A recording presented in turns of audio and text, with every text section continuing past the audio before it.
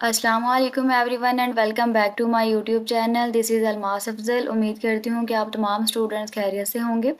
जैसे कि आपको आइडिया है कि CS 519 फाइनल ईयर प्रोजेक्ट की सेकंड असाइनमेंट चल रही है विच इज़ फाइनल डिलीवरेबल, और इसकी लास्ट डेट जुलाई में है। हम इसी को आज की वीडियो में डिस्कस करने वाले हैं। और हमारे पास आज जो प्रोजेक्ट है वो ऑनलाइन फूड डिलीवरी सिस्टम का है। इसमें तमाम चीज़ें और तमाम बातें हम डिस्कस करेंगे, मतलब कि सिस्टम की रिक्वायरमेंट्स क्या हैं, प्रोजेक्ट में आपने किस तरह से अपनी रिक्वायरमेंट्स को कंप्लीट करना है, कोडिंग कैसे होगी, कैसे फ़ोल्डर बनाना है, कौन कौन सी चीज़ें फ़ाइल्स आपने ऐड करनी है, कौन से टूल यूज़ होंगे, जो कोडिंग करनी है वो कहाँ पे करनी है, किस तरह से करनी है, तमाम बातें ईच एंड एवरीथिंग हम आज की वीडियो में कवर करेंगे। सो वीडियो को एंड तक लाजमी देखिएगा। और अगर आप चैनल पर न्यू हैं तो चैनल को सब्सक्राइब लाजमी करें और बेल आइकन को प्रेस कर लें, ताकि अगर आपका प्रोजेक्ट इस प्रोजेक्ट के अलावा है तो उसकी वीडियो भी आपको टाइमली मिल सके। और इसके अलावा जो स्टूडेंट्स अपना प्रोजेक्ट पेड पे बनवाना चाहते हैं तो पेड सर्विसेज भी अवेलेबल हैं। तमाम प्रोजेक्ट्स के लिए पेड सर्विस अवेलेबल है, यानी कि आपके पास चाहे कोई भी प्रोजेक्ट है उसका फाइनल डिलीवरेबल आपको मिल सकता है। तो इसके लिए आप मेरे साथ व्हाट्सएप पे कांटेक्ट कर सकते हैं। इंशाल्लाह हाई क्वालिटी और प्रोफेशनल वर्क आपको रिजनेबल प्राइस में प्रोवाइड किया जा रहा है। इसके अलावा फाइवा की क्लासेस भी दी जा रही हैं, MS टीम्स क्लासेस होंगी। इसके अलावा आपको नोट्स भी प्रोवाइड किए जाएंगे। तो बिल्कुल अथेंटिक एंड करेक्ट वर्क आपको प्रोवाइड किया जाएगा। तो इसके लिए आप मेरे साथ व्हाट्सएप पे रब्ता कर सकते हैं, क्योंकि लास्ट डेज में अगर आप रब्ता करेंगे तो आपको डबल चार्जेस पे करने पड़ेंगे। खैर एनीवे स्टार्ट करते हैं। ऑनलाइन फूड डिलीवरी सिस्टम का प्रोजेक्ट है, इसका इंट्रोडक्शन थोड़ा सा आपको दिया गया है कि ये सिस्टम किस चीज़ के बारे में है। बट जो most of the important part है वो हमारे पास फंक्शनल रिक्वायरमेंट्स हैं, मतलब कि हमें ये पता होना चाहिए कि हमने सिस्टम में क्या चीज़ डेवलप करनी है। आपके प्रोजेक्ट में जितनी भी फंक्शनल रिक्वायरमेंट्स हैं वो आपने लाजमी डेवलप करनी है। अगर आप इनमें से कोई भी रिक्वायरमेंट मिस कर देंगे तो आपके मार्क्स जो हैं वो कट होंगे। इसलिए इसमें हमें सिर्फ 10 रिक्वायरमेंट्स दी गई हैं और आपने 10 के 10 रिक्वायरमेंट्स को ही कंप्लीट करना है। और ईच एंड एवरी लाइन आपने अच्छी तरह से पढ़ लेनी है, ताकि आपको आइडिया हो जाए कि आपने इसमें क्या काम करना है। इसके अलावा टूल्स एंड टेक्नोलॉजीज़ आपको बताई गई हैं। इसके लिए आप सिंपल PHP भी यूज़ कर सकते हैं और फ्रंट एंड के लिए HTML CSS यूज़ कर सकते हैं। तो ये आपके पास आपके प्रोजेक्ट की फ़ाइल है। सबसे पहले मैं आपको इसका फ़ोल्डर स्ट्रक्चर बता देती हूँ कि आपने इसका फ़ोल्डर किस तरह से बनाना है और उसमें कौन-कौन सी फ़ाइल्स आपने अरेंज करनी है और किस तरह से करनी है। तो ये हमारे पास फाइनल डिलीवरेबल का कंप्लीट फ़ोल्डर है, जिसमें हमारे पास 4 चीज़ें होती हैं। मैंने आपको प्रीवियस वीडियो में भी बताया था कि आपके पास ये 4 फाइल्स का होना ज़रूरी है। अगर आप इनमें से कोई भी फाइल स्किप कर देंगे या ऐड नहीं करेंगे तो आपका प्रोजेक्ट फ़ेल भी हो सकता है। तो इसलिए ये चारों फाइल्स आपने अपने इस फ़ोल्डर में रखनी होती हैं, जिसमें सबसे पहले हमारे पास DB का फ़ोल्डर है, यानी कि डेटाबेस का जो कोड होता है वो आपने DB फ़ोल्डर में रखना होता है, जिसमें आपके एप्लीकेशन का सारा डेटा, यानी कि आप एप्लीकेशन पे जो भी काम परफॉर्म करते हैं वो इस कोड में ही स्टोर होता है। इसके अलावा आपके पास आपका कोडिंग फ़ोल्डर होता है विच इज़ फूड सिस्टम। आप अपने प्रोजेक्ट का नाम कुछ भी रख सकते हैं, यानी कि आपके फ़ोल्डर का नाम कोई अलग भी हो सकता है, डिफरेंट भी हो सकता है, ज़रूरी नहीं है कि आपने सेम नेम रखना है। और इन फ़ोल्डर को भी आप जैसे चाहें अरेंज कर सकते हैं, लेकिन यहाँ पे मैं आपको सिर्फ इतना बताऊँगी कि इन्हें आपने अरेंज लाजमी कर लेना है, यानी कि फ़ाइल्स वगैरह बिखरी ना हो, क्योंकि इससे सुपरवाइज़र को अच्छा नहीं लगता और वो आपको फ़ेल भी कर सकते हैं। आपका जो कोडिंग फ़ोल्डर है वो वेल ऑर्गेनाइज्ड होना चाहिए और जिस यूज़र की फ़ाइल है वो उसी के फ़ोल्डर में ही आपने अरेंज करनी है। इसके अलावा आपने रूट फ़ोल्डर में इन फाइल्स को नहीं फैलाना।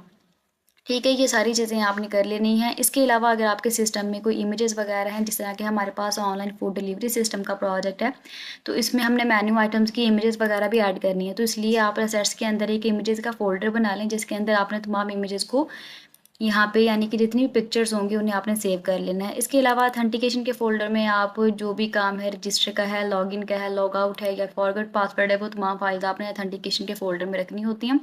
इसके अलावा आपके पास एक कॉन्फ़िगरेशन फ़ोल्डर होता है।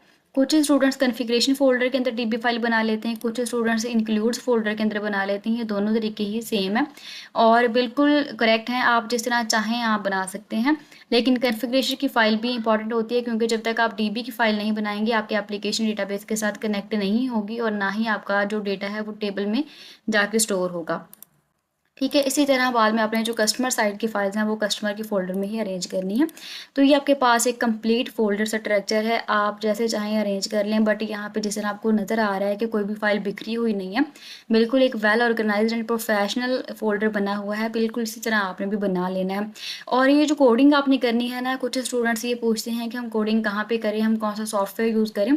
कुछ स्टूडेंट्स सब्लाइम टेक्स्ट भी यूज़ करते हैं, बट मैं आपको रेकमेंड करूँगी कि आप वीएस कोड यूज़ करें, क्योंकि ये बिल्कुल ईजी टू यूज़ है और इसमें एक्सटेंशंस वगैरह भी ईजिली आप इंस्टॉल कर सकते हैं। तो ये आपके पास सारा आपका कोडिंग फ़ोल्डर ही होता है, यानी कि हर फ़ोल्डर के अंदर जो फाइल्स पड़ी हैं वो पीएचपी की होती हैं। तो इस तरह आपके पास ये कंप्लीट फ़ोल्डर है। अगर मैं आपको एक फ़ाइल ओपन करके दिखाऊँ, जिस तरह कि हमारे पास ये डीबी की फ़ाइल है, तो ये हमारे पास कनेक्शन फ़ाइल होती है, यानी कि जो हमारी एप्लीकेशन को डेटाबेस के साथ कनेक्ट करवाती है। तो इस तरह आपने सारी कोडिंग वगैरह करनी है और बाकी भी जो हमारे पास कोडिंग है वो सारी इस तरह से होगी। तो ये कोडिंग आपको आएगी जब आप थोड़ा सीखने की कोशिश करेंगे, प्रैक्टिस करने की कोशिश करेंगे। आप यूट्यूब पे इसकी प्रैक्टिस कर सकते हैं। Different types of videos available हैं कोडिंग के लिए। इसके अलावा आप W3 स्कूल को भी विज़िट कर सकते हैं और वहाँ सीखने के साथ साथ आप प्रैक्टिस भी कर सकते हैं। तो इस तरह से आपने सारी कोडिंग वगैरह कर लेनी है। ठीक है, मैंने आपको यहाँ पे दिखा दिया है कि आपने किस तरह से करनी है। सबसे पहले आप क्या करेंगे कि आप htdoc में अपना कोडिंग फ़ोल्डर बनाएंगे, मतलब कि जिस नाम से आप फ़ोल्डर बनाना चाहते हैं वो बना लेंगे। उसके बाद आपने VS कोड में यहाँ पे एक्सप्लोरर के बटन पे क्लिक करना है। तो आपके सामने यहाँ पे ओपन फ़ोल्डर का आइकन शो होगा। मेरे पास ऑलरेडी यहाँ पे ओपन है, इसलिए नहीं शो हो रहा, लेकिन आपके पास शो होगा ओपन फ़ोल्डर। तो आपने जो फ़ोल्डर बनाया होगा उसे आपने ओपन कर लेना। तो VS कोड एक बिल्कुल सही प्लेस है, बिल्कुल सही सॉफ्टवेयर है आपकी कोडिंग फाइल्स को क्रिएट करने के लिए और इन्हें देखने के लिए। ठीक है, तो ये आपके पास सारी कोडिंग फाइल्स होंगी। इसके अलावा आपके पास जो इंपॉर्टेंट चीज़ हैं वो डॉक्यूमेंटेशन का पार्ट होता है, मतलब कि आपके पास final presentation and final report होगी। फाइनल प्रेजेंटेशन जो है पीपीटी स्लाइड्स में होती है और फाइनल रिपोर्ट जो है वो वर्ड फाइल में होती है। ये मैंने आपको प्रीवियस वीडियो में भी दिखा दिया, इसलिए अब दोबारा यहाँ पे हमें विजिट करने की ज़रूरत नहीं है। मैं सिंपल आपको बता देती हूँ कि फाइनल रिपोर्ट जो है ना, उसमें आपने डॉक्यूमेंटेशन में जो काम किया है ना वही चीज़ें रिपीट होंगी, वही डायग्राम्स वगैरह रिपीट होंगी, लेकिन आपकी जो ER डायग्राम है ना वो अपडेट हो जाएगी, क्योंकि जब आप डेटाबेस का कोड बनाएंगे उसमें जो टेबल्स वगैरह बनेंगे सेम उसी टेबल को आपने देखते हुए उसी के अकॉर्डिंग अपनी ER डायग्राम बनानी है। मतलब कि जब आप एप्लीकेशन को डेवलप कर लेंगे, जैसे कि यहाँ पे हमारे पास अगर मैं आपको चेक करवा दूँ, तो ये हमारे पास एक डेटाबेस है जिसमें हमारे एप्लीकेशन का सारा डेटा स्टोर है। जब यहाँ आप डिज़ाइनर के बटन पर क्लिक करेंगे तो आपके सामने कुछ इस तरह शो होगा। अब ये वाले जो टेबल आपके सामने शो हो रहे हैं, बिल्कुल आपने इसी से मिलती जुलती ER डायग्राम बनानी है, मतलब कि यही टेबल्स होने चाहिए, टेबल का यही नाम होना चाहिए, जितने भी इसमें एट्रीब्यूट्स हैं वही एट्रीब्यूट्स आपने रखने हैं और जो इनके दरमियान रिलेशन बन रहा है वही रिलेशन आपने रखना। फिर आपकी ER डायग्राम जो है वो सही कंसिडर की जाएगी। अगर आपके डेटाबेस में टेबल कम है, ER में ज़्यादा हैं, या उसमें कम है इसमें ज़्यादा हैं, या आपने एट्रीब्यूट जो है वो आगे पीछे कर दिए हैं, या इसके अलावा इनके एट्रीब्यूट्स आपस में मैच नहीं कर रहे, तो आपके मार्क्स जो हैं वो डिटेक्ट होंगे, क्योंकि ER डायग्राम और डेटाबेस डायग्राम बिल्कुल सेम और सिमिलर होनी चाहिए। ठीक है, यहाँ पे आप देख सकते हैं और इसी का स्क्रीनशॉट भी आपने बना लेना है, क्योंकि ये भी आपके काम आने वाला है फाइनल रिपोर्ट में और फाइनल प्रेजेंटेशन में। ये सारी बातें हो गई हैं। अब हम ज़रा देख लेते हैं कि हमने सिस्टम की रिक्वायरमेंट्स को किस तरह से फुलफ़िल करना है। ठीक है, तो हमारे पास अगर मैं आपको दोबारा चेक करवाऊँ तो एक इंडेक्स की फ़ाइल पड़ी है। इंडेक्स की फ़ाइल जो है वो होम पेज होता है, ये आपने लाज़मी बनानी है। इससे क्या होगा कि जो आपका कोडिंग फ़ोल्डर है ना, तो वो जब आप उसका नाम लिखेंगे तो आपके सामने इंडेक्स पेज शो हो जाएगा। और एप्लीकेशन को रन करने के लिए आपने XAMPP सर्वर लाज़मी इंस्टॉल कर लेना है। बिल्कुल सिंपल सा तरीका है। आप जब क्रोम पे आके लिखेंगे XAMPP सर्वर इंस्टॉल या डाउनलोड, तो आपके सामने एक वेबसाइट ओपन हो जाएगी, आप वहाँ से सिंपली उसे डाउनलोड कर सकते हैं। इसके अलावा अगर आपको नहीं पता चल रहा तो आप यूट्यूब पे काफ़ी ट्यूटोरियल्स अवेलेबल हैं, वहाँ से भी देख सकते हैं। तो आपने अपने कोडिंग फ़ोल्डर को htdoc फ़ोल्डर में रखना है। तो जब आप XAMPP सर्वर को इंस्टॉल कर लेंगे तो आपके पास यहाँ पे लोकल डिस्क C में वो आ जाएगा। ठीक है, लोकल डिस्क C में आपके पास एक XAMPP का फ़ोल्डर होता है, इसके अंदर एक htdocs का फ़ोल्डर होगा, ये वाला। इसके अंदर आपने अपने कोडिंग फ़ोल्डर को प्लेस कर लेना, फिर आपकी एप्लीकेशन रन होगी। और कुछ स्टूडेंट्स जो बिगिनर्स होते हैं वो इन फाइल्स को यहाँ से हटा देते हैं, रिमूव कर देते हैं, बट ये आपने बिल्कुल भी डिलीट नहीं करनी, क्योंकि ये XAMPP का अपना एक इन्वायरमेंट होता है, उसका सेटअप होता है। अगर आप ये चीज़ें यहाँ से डिलीट कर देंगे तो आपका XAMPP सर्वर सही से वर्किंग नहीं करेगा। तो इसलिए इन चीज़ों को आपने सेम एज इट इज़ ही रहने देना, सिर्फ अपना कोडिंग फ़ोल्डर यहाँ पे बना लेना है, उसके अंदर सारी फाइल्स वगैरह अरेंज कर लेना, जिस तरह मैंने पहले आपको दिखा दिया। अब सिंपल इसे रन करने का तरीका ये होता है कि आप लोकल होस्ट के बाद स्लैश लगाएं, स्लैश लगाने के बाद अपने कोडिंग फ़ोल्डर का नाम लिख के स्लैश लगा दें और ओपन कर लें। लेकिन कुछ स्टूडेंट्स टाइपिंग मिस्टेक भी कर देते हैं, जिसकी वजह से फाइल नॉट फाउंड का एरर आता है। तो सिंपल तरीका ये है कि आप इस पे राइट क्लिक करें, राइट क्लिक करने के बाद यहाँ पे रीनेम का ऑप्शन होता है, तो इसे आपने रीनेम नहीं करना, सिर्फ इसे कंट्रोल-C करना है ताकि ये कॉपी हो जाए और आप बिल्कुल सही स्पेलिंग अपने क्रोम पे जाके लिख सकें। तो यहाँ पे जिस तरह कि आपको शो हो रहा है local host food system index, ठीक है। अगर हम यहाँ पे इंडेक्स नहीं भी लिखेंगे ना, तो भी हमारे पास यहाँ पे हमारी एप्लीकेशन जो है वो शो हो जाएगी। तो ये हमारे पास इसका इंडेक्स पेज है, आप देख सकते हैं अल्हम्दुलिल्लाह कितना प्रोफेशनल एंड एक्यूरेट वर्क आपको प्रोवाइड किया जा रहा है। तो इस तरह से आपने इंडेक्स पेज लास्ट में बना लेना है। और अगर मैं आपको थोड़ा सा चेक करवाने की कोशिश करूँ इंस्पेक्ट में आके, तो ये हर डिवाइस के लिए रिस्पॉन्सिव है, ठीक है। आप चाहे इसे छोटी लैपटॉप पे ओपन कर रहे हैं, मोबाइल पे ओपन कर रहे हैं, इवन कि आप किसी भी डिवाइस पे आप इसे ओपन करेंगे तो ये रिस्पॉन्सिव होगा, ठीक है। एक सही डेवलपर की यही निशानी होती है, उसके काम की खासियत होती है कि वो जो भी काम करता है वो रिस्पॉन्सिव होना चाहिए, ठीक है। अब ये वाली जो चीज़ें आपको प्रोवाइड की जा रही हैं, पूरा एक प्रोजेक्ट बना के दिया जा रहा है।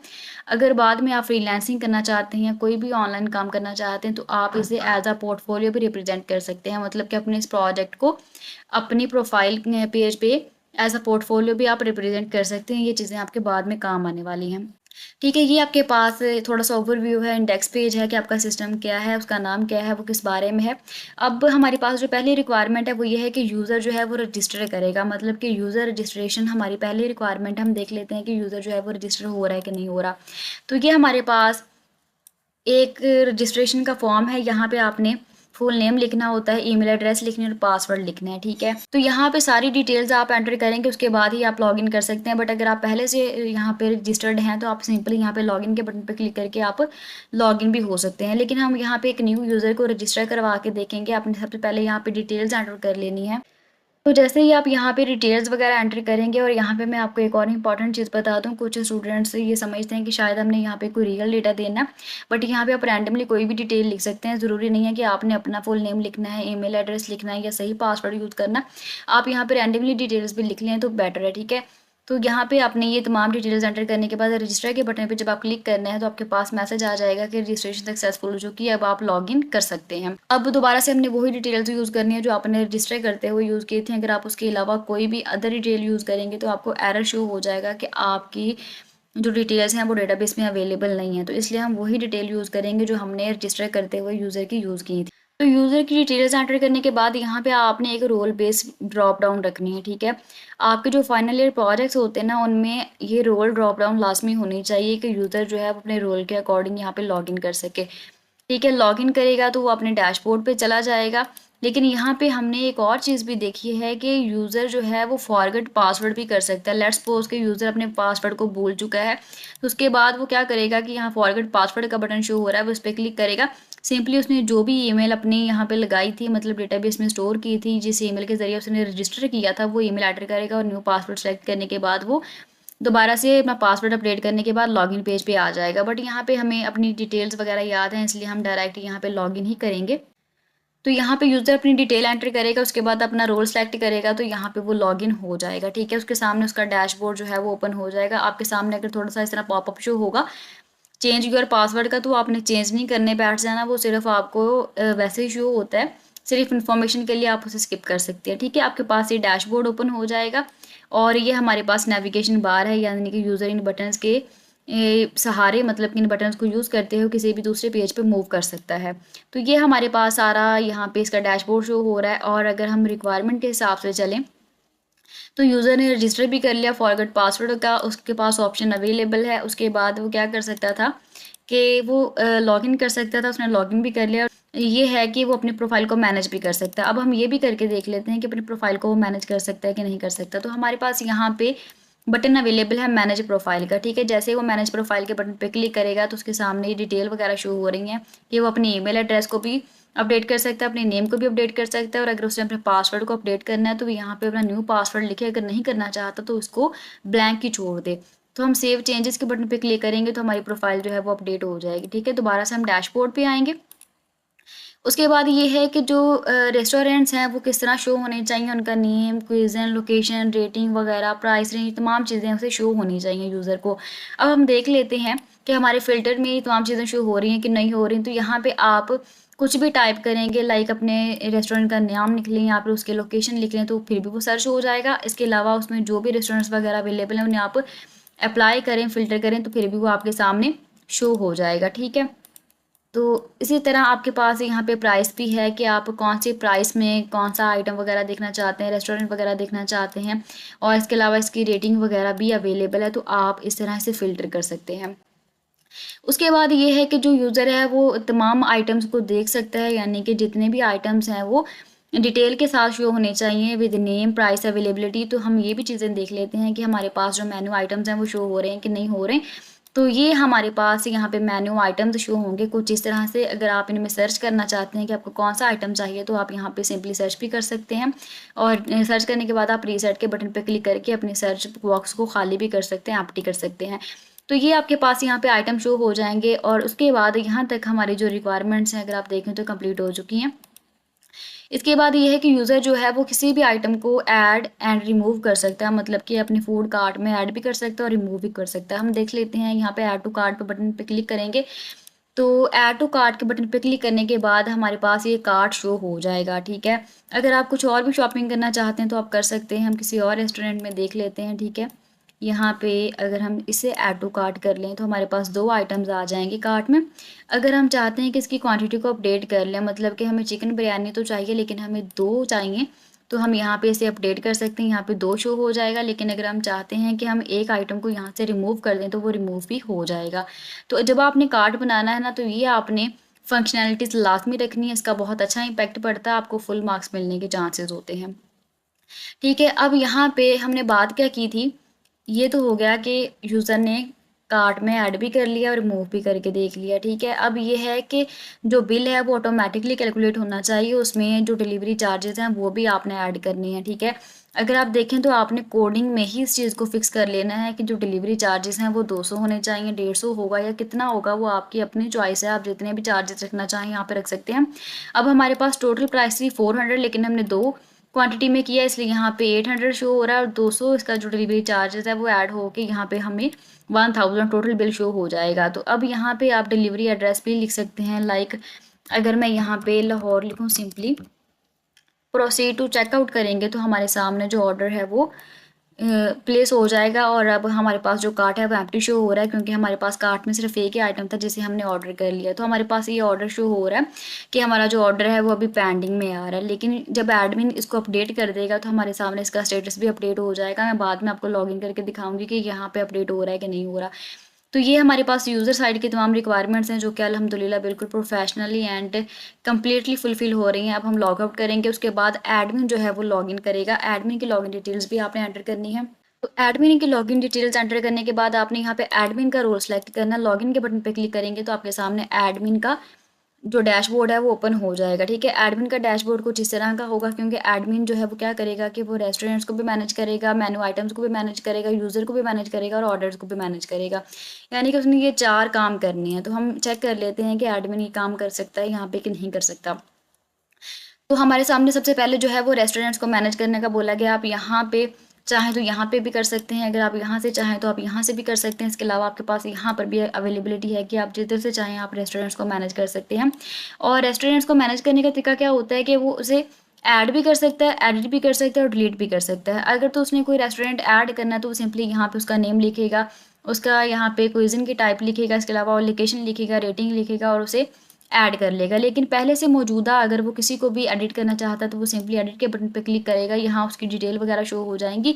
जैसे कि हमारे पास 450 शो हो रहा है, लेकिन हम चाहते हैं कि हमारे पास 47 शो हो, तो अपडेट रेस्टोरेंट करेंगे तो हम हमारे सामने जो है अपडेट हो जाएगा, ठीक है। और अगर वो चाहे यहाँ पे किसी भी रेस्टोरेंट को डिलीट करना है तो वो सिंपली डिलीट के बटन पे क्लिक करके उसे डिलीट भी कर सकता है। हमारे सामने शो हो रहा है कि जो रेस्टोरेंट है वो डिलीट हो चुका है। इसके अलावा मेन्यू आइटम्स को भी मैनेज कर सकता है। अगर उसने कोई नया आइटम यहाँ पे ऐड करना है, सबसे पहले वो रेस्टोरेंट को सिलेक्ट करेगा कि वो किसी रेस्टोरेंट में कोई आइटम ऐड करना चाहता है, उसके बाद वो तमाम डिटेल वगैरह लिखेगा और सेव पे क्लिक करेगा तो सेव हो जाएगा। इसके अलावा अगर वो एडिट करना चाहता है तो वो यहाँ पे एडिट भी कर सकता है, उसके लिए कोई नई इमेज भी अपडेट कर सकता है, यानी कि अपलोड कर सकता है। इसके अलावा जब उसने यूज़र्स को मैनेज करना है तो उसके सामने सिर्फ कस्टमर के ही शो होंगे, यानी कि इस सिस्टम में जितने कस्टमर होंगे वो तमाम के तमाम अकाउंट यहाँ पे शो हो रहे होंगे। और अगर एडमिन चाहे तो वो किसी भी कस्टमर को यहाँ पे डिलीट कर सकता है, डिलीट के बटन पे क्लिक करके। उसके बाद अगर हम ऑर्डर देखें तो हमने अभी रिसेंटली एक ऑर्डर किया था आयशा नूर ने, ठीक है, यानी कि हमने ये यूज़र लॉगिन किया था, उसने एक ऑर्डर किया था और अगर हम चाहें इसकी डिटेल्स को एडिट करना तो हम क्या करेंगे, सिंपली यहाँ पे पेंडिंग शो हो रहा है लेकिन हम चाहते हैं कि ये डिलीवर हो जाए, तो डिलीवर करेंगे तो हमारे सामने यहाँ पे डिलीवर्ड शो हो रहा होगा। लेकिन अगर एडमिन चाहे तो वो किसी भी ऑर्डर को यहाँ से डिलीट कर सकता है। लाइक यहाँ पे हमारे पास जो पेंडिंग का था वो हमने डिलीट कर दिया है, तो वो अब डिलीट यहाँ पे हो चुका है। ठीक है, तो एडमिन इस तरह से तमाम काम जो है वो मैनेज करेगा। अब लॉग आउट करने के बाद हम दोबारा उसी यूज़र को लॉगिन करते हैं जिसने ऑर्डर किया था, और हम देखते हैं कि उसकी साइट पे वो जो ऑर्डर है वो उसका स्टेटस अपडेट हो चुका है कि नहीं हुआ। तो दोबारा से उसी यूज़र की हमने डिटेल एंटर कर ली है। डिटेल एंटर करने के बाद लॉगिन के बटन पे क्लिक करेंगे और हम चेक करेंगे कि उसका जो ऑर्डर है वो यहाँ पे अपडेट हो चुका है कि नहीं हो चुका। तो आप देख सकते हैं कि वो सक्सेसफुली डिलीवर्ड शो हो रहा है क्योंकि एडमिन ने उसे डिलीवर कर दिया है। तो ये हमारे पास सारा का सारा एप्लीकेशन का इंटरफेस है। आपने इस तरह से अपने एप्लीकेशन को डेवलप करना है जिसमें हमारे पास अल्हम्दुलिल्लाह तमाम रिक्वायरमेंट्स कंप्लीट हो रही हैं, और आपने भी बिल्कुल इसी तरह तमाम रिक्वायरमेंट्स को कंप्लीट करना है। और जो भी काम आप करें आपने ये चेक कर लेना है कि वो डेटाबेस में जाके स्टोर भी हो रहा हो। जैसे तरह कि हमने यहाँ पे एक यूज़र जो है अभी रजिस्टर किया था वो हमें डेटाबेस में शो हो रहा है। तो बिल्कुल इसी तरह आप जो भी काम करेंगे वो डेटाबेस में भी लाजमी सेव होना चाहिए, फिर ही आपकी एप्लीकेशन जो है वो रनिंग स्टेट में मानी जाएगी। तो इस तरह से आपने इसे डेवलप करना है। और इसके अलावा अगर आप पेड भी ये प्रोजेक्ट बनवाना चाहते हैं फिर भी आप मेरे साथ व्हाट्सएप पे कांटेक्ट कर सकते हैं। इंशाल्लाह रीज़नेबल प्राइस में आपको बिल्कुल हाई क्वालिटी का एंड प्रोफेशनल वर्क प्रोवाइड किया जाएगा।